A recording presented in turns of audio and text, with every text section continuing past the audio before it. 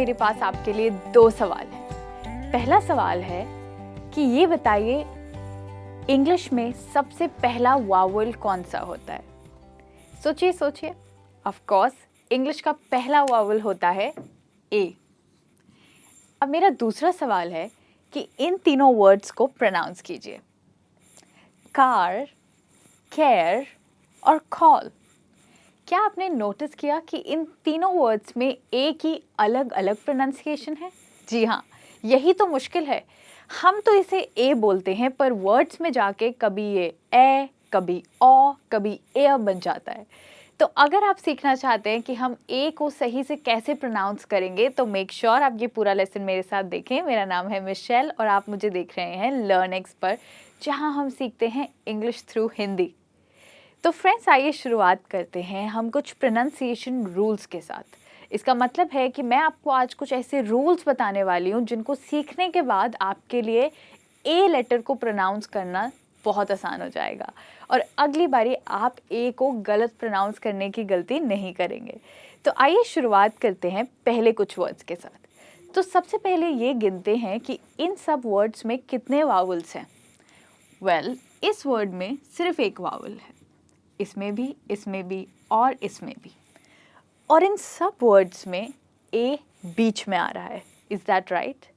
तो जब भी किसी वर्ड में ए बीच में आता है या फिर शुरुआत में आता है और सिर्फ एक वावल होता है, तो उस वर्ड में ए की प्रोनाउंसिएशन होती है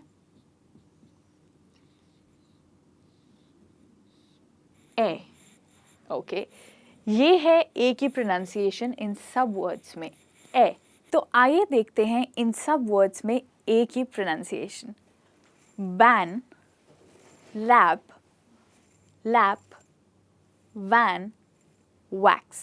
इन सब में हमने ए को ए प्रोनाउंस किया क्योंकि इन सब में एक वावल है जो कि या तो बीच में या शुरुआत में आता है।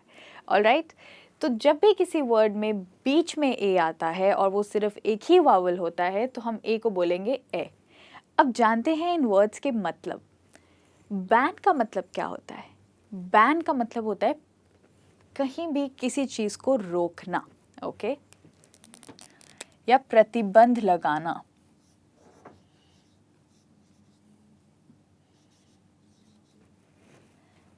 लैब का मतलब तो शायद आप जानते ही होंगे, अगर आप स्कूल में पढ़ते हैं या किसी साइंटिफिक जगह पर काम करते हैं तो आपको पता होगा लैब शॉर्ट फॉर्म है लैबोरेटरी की, और लैबोरेटरी होती है प्रयोगशाला।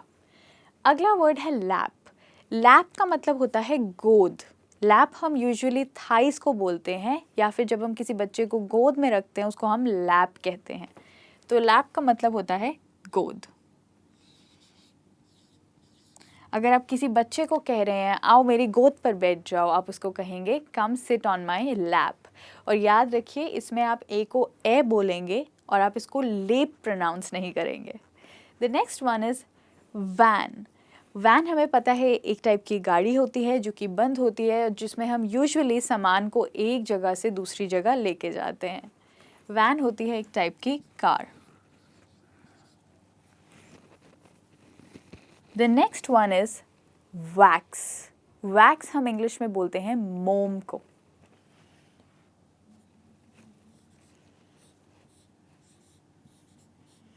ऑलराइट, तो ये है प्रोनाउंसिएशन का पहला रूल, जब हम ए को प्रोनाउंस करते हैं ए। आइए अब कुछ और वर्ड्स देखते हैं। इन सब वर्ड्स में गिनते हैं कितने वावल्स हैं। 2। पर इस वर्ड में कितने वावल्स हैं? आई, ए, टी, ई, आई, ए, टी, ई, ए, ई। तो इन सब वर्ड्स में दो या दो से अधिक वावल हैं। तो जब भी किसी वर्ड में दो या दो से अधिक वावल होते हैं और उसका अंत ई पर होता है, तो पहली चीज़ तो ये कि ई साइलेंट होता है। ओके, तो इन सब वर्ड्स में ई जो है वह साइलेंट है। जो लास्ट ई है वह इन सब वर्ड्स में साइलेंट है और वह बोला नहीं जाएगा। और दूसरा रूल ये है कि जो फर्स्ट ए है इसको हम ए प्रोनाउंस करेंगे, जिसमें कि ए के ऊपर एक एक्स्ट्रा मात्रा आ जाएगी। तो यहाँ पर ए को हम बोलेंगे ए, ऑलराइट, ए। तो आइए इन सब वर्ड्स को प्रोनाउंस करते हैं। Fame, fate, sale, fake, migrate, imitate, translate. तो जैसे कि आपने नोटिस किया कि इन सब वर्ड्स में ई लेटर साइलेंट हो गया है और ए को हमने ए बोला है, वो इसलिए क्योंकि इसमें लास्ट लेटर ई है और दो या दो से अधिक वावल हैं, इसलिए ए की साउंड ए बन गई है, जिसको हम इंग्लिश में लॉन्ग वावल भी बोलते हैं। अब अगर आप इन वर्ड्स के मतलब जानना चाहते हैं तो फेम का मतलब होता है प्रसिद्धि, ओके, प्रसिद्धि। इससे एक और वर्ड आता है जो है famous. The next one is fate. Fate का मतलब होता है किस्मत।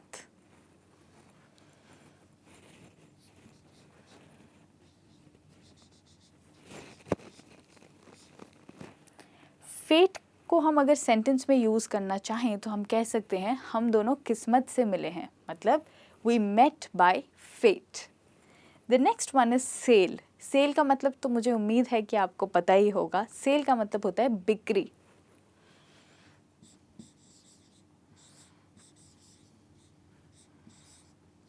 आप कह सकते हैं मैंने आज सुबह से एक भी सेल नहीं की है, मतलब मैंने आज सुबह से एक भी बिक्री नहीं करी है। I haven't done a single sale since the morning. The next one is fake. Fake का मतलब होता है नकली।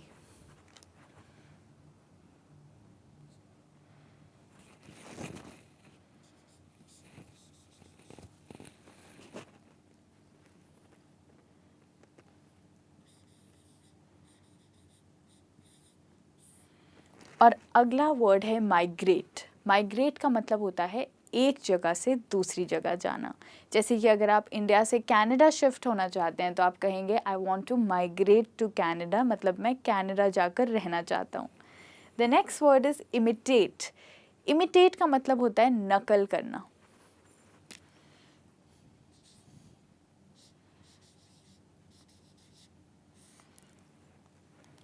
हम कहते हैं ना मेरी नकल मत उतारो, उसको हम इंग्लिश में कह सकते हैं डोंट इमिटेट मी।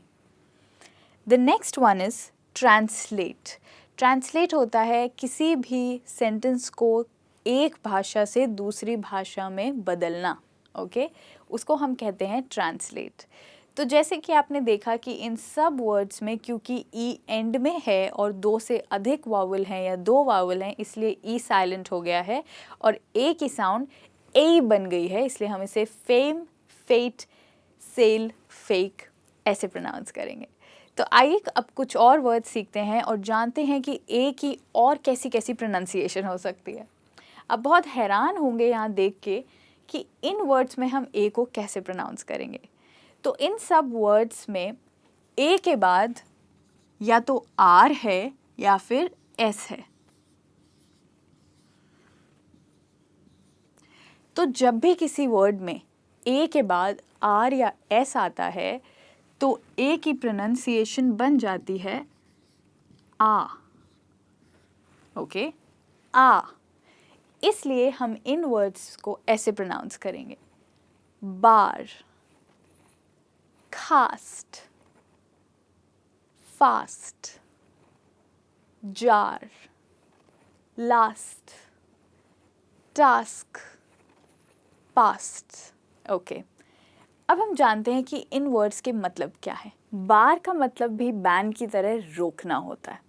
तो अगर आप इसको सेंटेंस में यूज़ करना चाहते हैं, आप कह सकते हैं कि उन बच्चों को कॉलेज आने से मना कर दिया क्योंकि उन्होंने कोई शरारत की थी।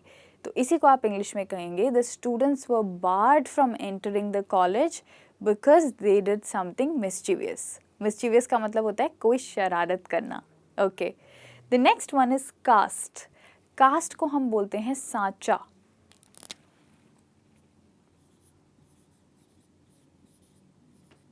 सांचा होता है जैसे अगर आपके हाथ में फ्रैक्चर हो गया तो आपको जो प्लास्टर लगता है उसको हम इंग्लिश में कास्ट भी बोलते हैं। तो आप कह सकते हैं कि फ्रैक्चर के बाद मेरे हाथ पर 6 महीने तक प्लास्टर लगा हुआ था. My hand was in the cast for 6 months after the fracture. Okay. The next one is fast. Fast का मतलब हम सबको पता है. Fast का मतलब होता है तेज. The next one is jar. Jar जिसमें हम अपनी कुकीज़ एज इन बिस्किट्स या कॉफ़ी पाउडर कुछ भी स्टोर करें उसे हम जार बोलते हैं और हिंदी में हम उसे मर्तबान भी कहते हैं. The next one is last. Last means आखिरी.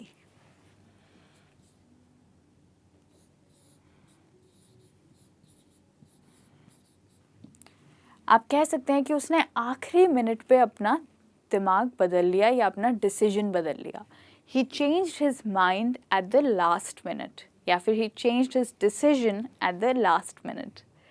The next one is task. Task का मतलब होता है कोई काम जो आपको दिया गया है.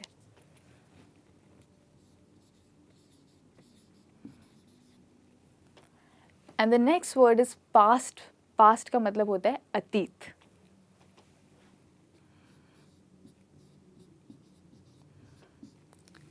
तो जैसे कि आपने देखा इन सब वर्ड्स में ए के बाद आर या एस आता है, इसलिए हम यहाँ पे ए को आ बोलते हैं, जैसे कि फास्ट, लास्ट, जार या बार.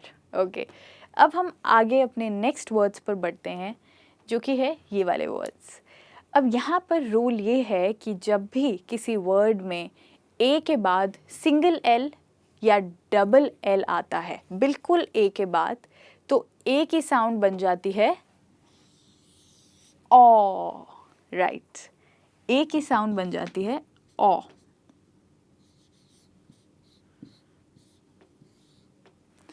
जैसे कि आप इस वर्ड को बोलेंगे ऑल. ऑल का मतलब सब लोग. बॉल्ड. बॉल्ड होता है कोई गंजा व्यक्ति जिसके सिर पर बाल ना हो.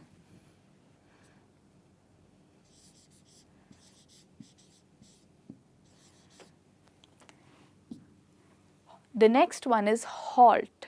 Halt का मतलब होता है रुको.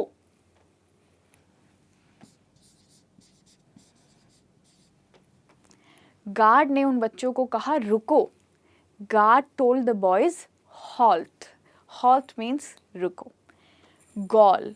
गॉल का मतलब होता है गुस्सा आना. गुस्सा आना.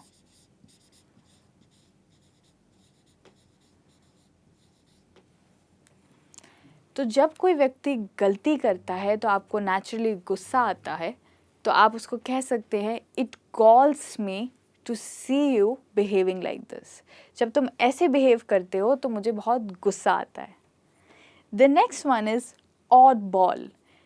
जैसे कि आप देख सकते हैं इसमें बॉल है और बॉल में हम ए डबल एल को ऑल बोलते हैं. तो ऑड बॉल का मतलब होता है कोई अजीब व्यक्ति.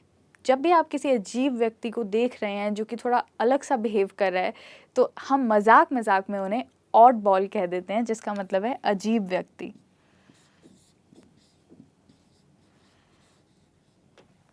The next one is cat call.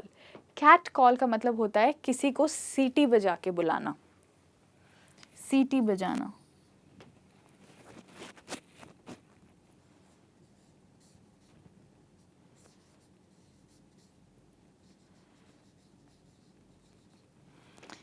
And the last one is appal. Appal का मतलब होता है गुस्सा दिलाना.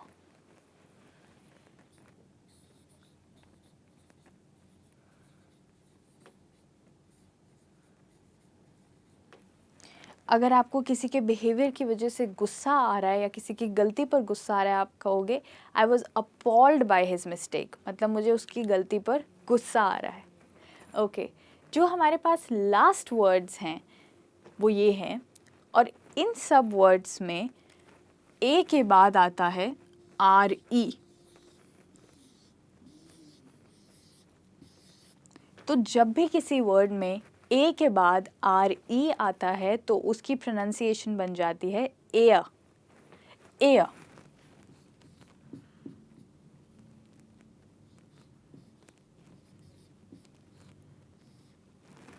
जैसे कि इस वर्ड को आप बोलेंगे dare. Right. Fair. rare, bear, fair, where। Okay, अब हम जानते हैं कि इन वर्ड्स के मतलब क्या हैं जिनमें हम ए को एयर बोलते हैं। सबसे कॉमन वर्ड इस साउंड के साथ होता है केयर, इज़ दैट राइट? जैसे हम कहते हैं टेक केयर, मतलब ख्याल रखो। The next one is dare. Dare का मतलब होता है हिम्मत।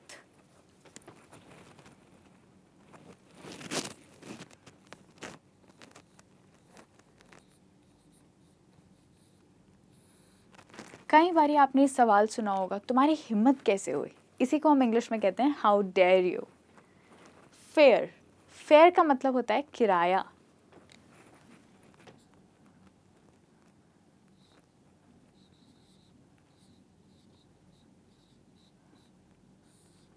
आप कह सकते हैं कि ट्रेन का किराया बढ़ गया है, the train fare is increasing. The next one is rare. Rare का मतलब होता है जो चीज़ बहुत कम मिलती हो, बहुत कम। अगर कोई फ्रूट बहुत कम मिलता है, आप कहेंगे it is a rare fruit. The next one is bear. Bear का मतलब भी होता है बहुत कम। तो अगर कोई व्यक्ति बहुत कम खाना खाता है, आप कह सकते हैं कि वह बहुत कम खाना खाती है, she eats the bare minimum. Okay, the next one is pair. Pair का मतलब है यहाँ पर छीलना, जैसे कि किसी फ्रूट को छीलना या कोई सब्जी को छीलना। वह किचन में सेब छीलने में बिजी था। He was busy paring the apple in the kitchen। और हमारा आखिरी वर्ड है wear। wear का मतलब होता है सामान।